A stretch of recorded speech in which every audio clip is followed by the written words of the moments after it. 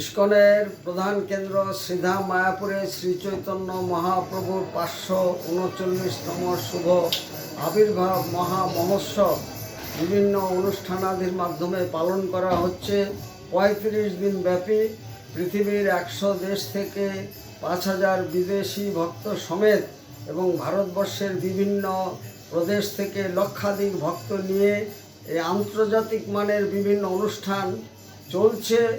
আজকে মহাপ্রভুর আবির্ভাব তিথি মহা মহোৎসব উপলক্ষে ভোর 4:30 মঙ্গলারতি দিয়ে শুরু হয়েছে এবং সারাদিন ব্যাপী বিভিন্ন কার্যক্রম করা হয়েছে।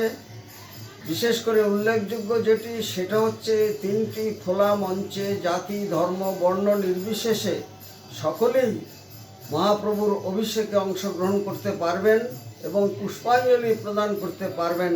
সেই উপলক্ষে এখানে অনেক লোক সমাগম হয়েছে এবং আমরা শ্রী চৈতন্য মহাপ্রভু প্রেমের অবতার এবং বিশ্ব ভ্রাতৃত্ববোধ জাগরণ হোক এবং মানুষের মধ্যে হিংসার দেশ দূরীভূত হয়ে যাক, সেটি আমাদের এই শুভ দিনে শ্রী চৈতন্য মহাপ্রভুর কাছে একান্ত প্রার্থনা।